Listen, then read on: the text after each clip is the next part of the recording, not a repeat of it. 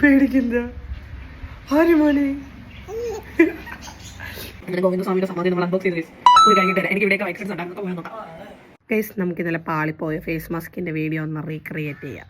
ഏത് അതിനായിട്ട് നമുക്ക് മുട്ടേൻ്റെ വെള്ള വേണം, മഞ്ഞൾ പൊടി വേണം, കാപ്പിപ്പൊടി വേണം. ഈ മഞ്ഞൾ പൊടിയും കാപ്പിപ്പൊടിയും കുറച്ച് എമൗണ്ട് എടുക്കാം കേട്ടോ. ഞാൻ എടുത്തത് ഭയങ്കരമായിട്ട് കൂടിപ്പോയി. എന്നിട്ട് ഇത് രണ്ടും നന്നായിട്ട് അടിച്ച് മിക്സ് ചെയ്ത് യോജിപ്പിക്കണം. ഇതിന് പിന്നിൽ ആരും പറയാത്തൊരു കഥയുണ്ട് ഗൈസ്. നമ്മൾ ഓംപ്ലേറ്റിന് അടിക്കുന്ന പോലെ അടിച്ചാലും ഇത് പെട്ടെന്ന് മിക്സ് ആവില്ല, നല്ല പോലെ അടിക്കണം. വന്ന് ഞാനിപ്പോൾ ഏത് വീഡിയോ ഇട്ടാലും എവിടെ പരിപാടി അവതരിപ്പിച്ചാലും ഇത് തന്നെയാണ് അവസ്ഥ എന്ന് പറയേണ്ട അവസ്ഥയാണ് കേസ്. എനിക്ക് ഞാനിത് അടിച്ച് യോജിപ്പിച്ചിട്ട് പിന്നെ ഇത് ബ്രഷ് ഉണ്ടെങ്കിൽ കുറച്ചും കൂടെ എളുപ്പമാകുമായിരുന്നു. കാരണം എൻ്റെ കയ്യിൽ ബ്രഷ് ഉണ്ടായിരുന്നില്ല. ഞാൻ കൈ കൊണ്ട് വെച്ചതുകൊണ്ട് കുറച്ച് പാടായിരുന്നു എൻ്റെ വായടകത്തൊക്കെ കുറച്ച് പോയി. പിന്നെ നല്ല അപാര സ്മെല്ലും ഉണ്ടായിരുന്നു കേട്ടോ. രണ്ടാമത് എനിക്ക് പറ്റിയൊരു മിസ്റ്റേക്ക്, ഞാൻ ടിഷ്യൂ പേപ്പർ ആദ്യം കുഞ്ഞതായിട്ട് കീറി. അപ്പോൾ എനിക്ക് തോന്നി കുറച്ച് വലുതായിട്ട് കീറാം, അല്ലെങ്കിൽ അങ്ങനെയാണല്ലോ. എന്നിട്ട് ഞാൻ വലുതായിട്ട് കീറി മണ്ടത്തരം കാണിച്ചപ്പോഴത്തേനും അത് കുറേ ഭയങ്കരമായിട്ട് ബുദ്ധിമുട്ടായി. എങ്ങനെയൊക്കെയോ പോയത്. നിങ്ങൾ ടിഷ്യൂ പേപ്പർ എടുക്കുക, കുഞ്ഞു പീസായിട്ട് ആദ്യമേ കീറി വെച്ചിട്ട് എടുക്കാം കേട്ടോ. ഞാൻ വീഡിയോ എടുക്കാനും കൂടി ഇരുന്നതുകൊണ്ടാണ് ആ ടൈം പോകണ്ടെന്ന് വെച്ചിട്ട് ഞാൻ ഇങ്ങനെ ചെയ്തത്. മാത്രമല്ല ഒരു ക്ലിപ്പിൽ ഞാൻ കേൾപ്പിച്ചു തരാം. പോരാളി അടുക്കളയിൽ നിന്ന് പാത്രം എടുത്ത് എറിയുന്ന സൗണ്ടും കൂടിയുണ്ട് ഗൈസ്.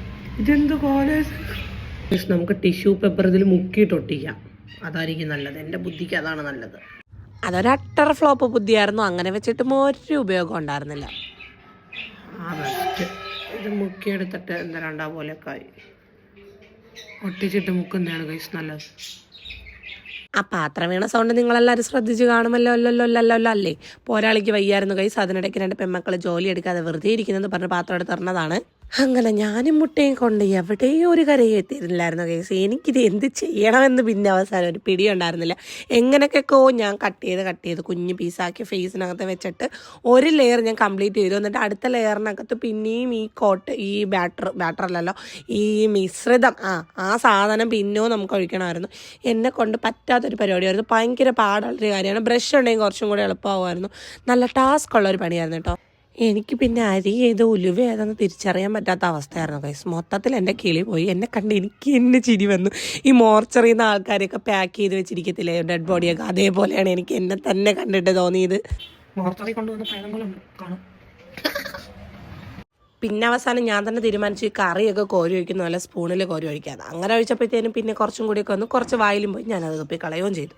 ഇനി നമുക്ക് സമാധി അൺബോക്സ് ചെയ്യാനുള്ള ടൈമായി ഗൈസ്. കുറച്ചും കൂടി ഉണങ്ങാണ്ടായിരുന്നു. എന്നാലും എനിക്ക് മതിയായി മടുത്ത് എന്തൊക്കെയോ പോലൊരു ഫീലിംഗ് ആയിരുന്നു. പക്ഷേ കുറ്റം പറയരുതല്ലോ, അടിപൊളി മാസ്കാണ്. എൻ്റെ ബ്ലാക്ക് ഹെഡ്സും വൈറ്റ് ഹെഡ്സും എല്ലാം ഇളകി വന്നിട്ടുണ്ട്. മുഖക്കുരുവിൻ്റെ ആര് വരെ വന്നു. ആക്ച്വലി ബേസിക്കലി സാധനമുള്ളത് മുഖക്കുരുവിൻ്റെ ആര് വരെ ഇളകി പോയി, എല്ലാം പോയി. ശരിയായി. ഇതുപോലെ ഈ മാസ്കിൻ്റെ വീഡിയോ ഇട്ട ഒരാൾ ആദ്യമായിരിക്കും. ബൈ.